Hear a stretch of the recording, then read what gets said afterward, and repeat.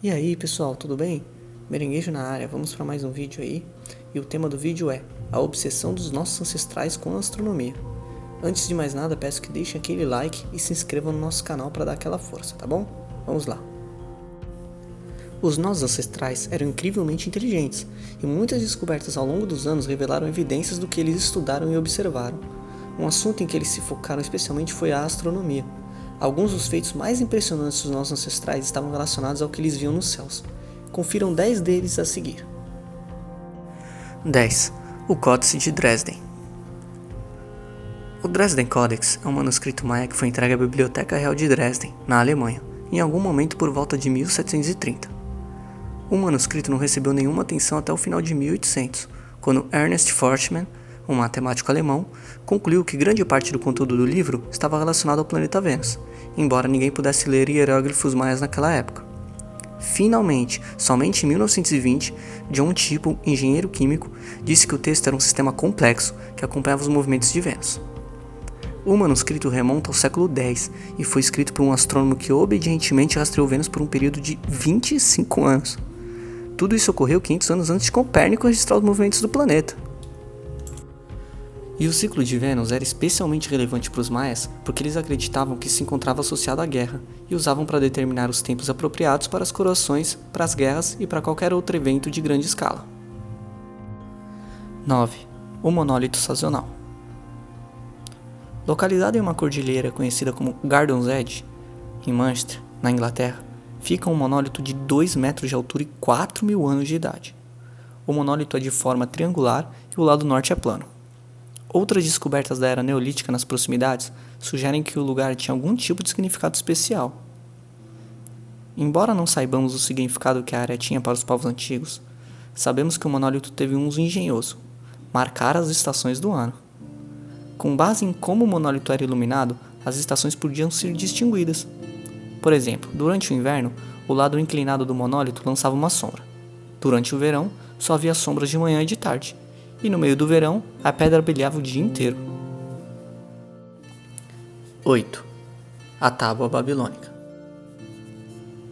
Acreditava-se que a geometria astronômica, ou seja, o sistema de cálculo usado para prever os movimentos dos astros, havia sido desenvolvida por matemáticos medievais da Universidade de Oxford, no século XIV. Porém, uma tábua de argila babilônica com marcas quase indistinguíveis desmentiu essa ideia. O artefato decifrado mostra que acredita ser o primeiro sistema de cálculo astronômico e data de pelo menos 1400 anos antes dos estudos em Oxford. O sistema babilônico foi desenvolvido entre 350 e 50 anos antes de Cristo e foi usado para rastrear os movimentos de Júpiter, a estrela branca, como eles se referiam na época. A tábua não pôde ser lida até 2015, quando uma espécie de pedra de Roseta da Babilônia foi descoberta. Todos os artefatos eram um conjunto complexo de cálculos que foram abreviados de outra tabela mais completa de formulações geométricas. 7. O mecanismo de Antiquitera. O mecanismo de Antiquitera, nomeado em homenagem à ilha grega onde foi descoberto, foi encontrado em 1901 nos destroços de um navio que remonta ao primeiro século a.C. Ao longo dos anos, os historiadores ficaram intrigados com o uso do artefato, e logo se descobriu que era um dispositivo mecânico que servia como um calendário para medir as posições do Sol, da Lua, das estrelas e dos planetas.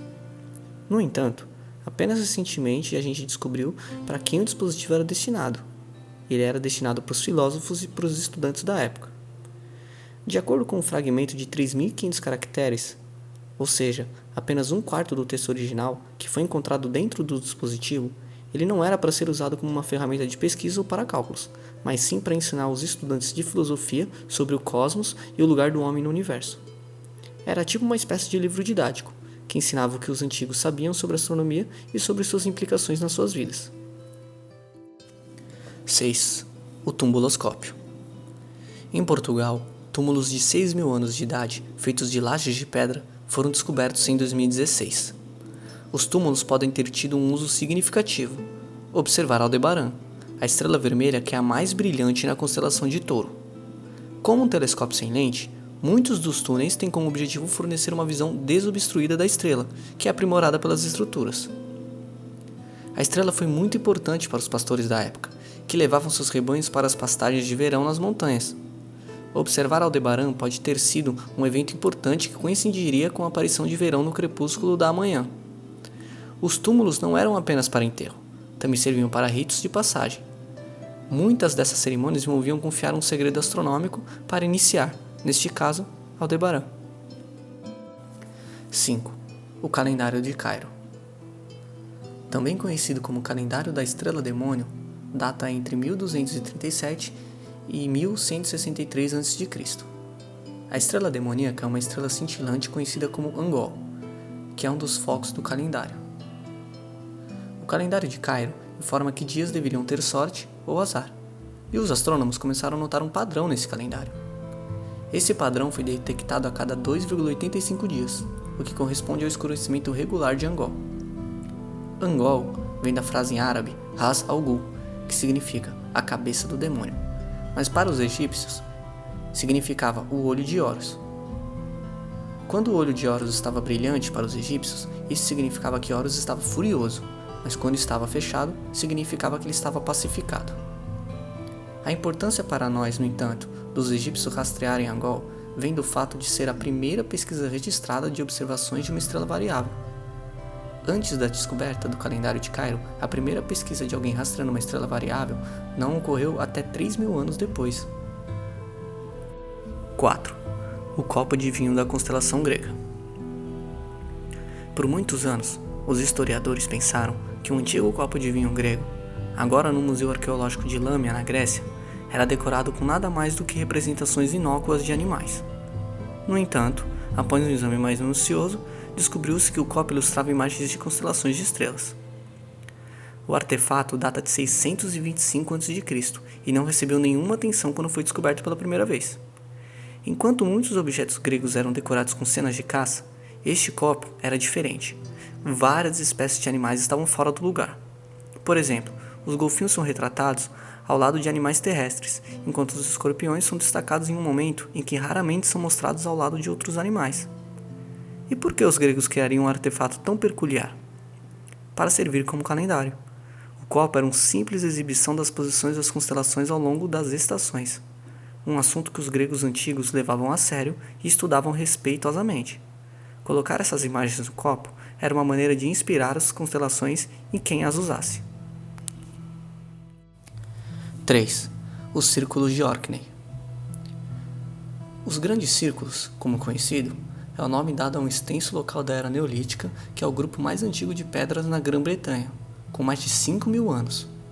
Por muitos anos, acreditava-se que os grandes círculos correspondiam de alguma forma ao Sol e à Lua. Porém, o que não sabíamos é o quão intricados são os círculos. Usando modelos de construção 2D e 3D de ponta, os pesquisadores conseguiram ver a relação precisa entre os grandes círculos e o céu.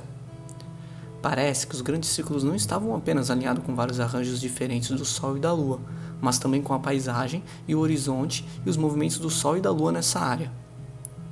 Os construtores do círculo sabiam da conexão entre a Terra e o céu e continuaram a prática de alinhar pedras nos próximos 2.000 anos. 2. O calendário maia mais antigo. Em 2012, uma escavação das ruínas de Chultun, no século IX, na Guatemala, descobriu um muro em ruínas com um mural.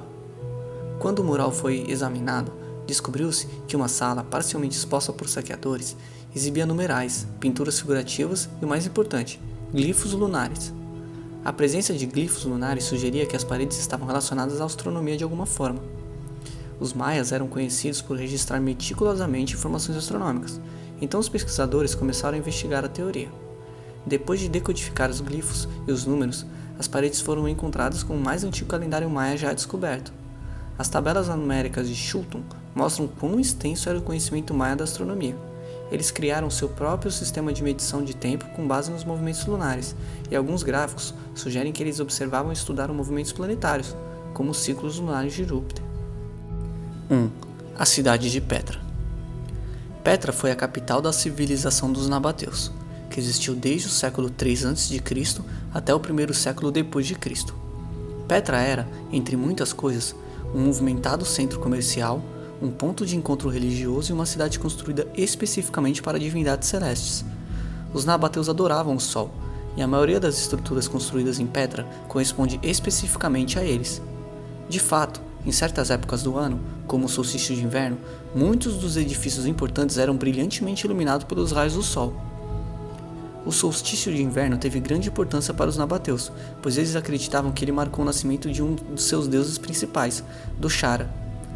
Em seu mosteiro, Addeir, o pódio sagrado tem o efeito de criar uma espécie de show de luzes e sombras durante o solstício de inverno. A extrema dedicação que os nabateus tiveram para construir sua cidade em completa harmonia com os corpos celestes faz dela uma das proezas mais impressionantes do homem na Terra. Bom pessoal, muito obrigado pela atenção, deixem aquele joinha caso vocês tenham gostado do vídeo e comenta também aqui embaixo qual o tema que vocês gostariam que a gente abordasse aqui no canal. A gente vai estar lendo aí todos os comentários, tá bom? E se possível compartilhem o vídeo caso vocês também tenham gostado. Um abraço a todos, tchau, tchau.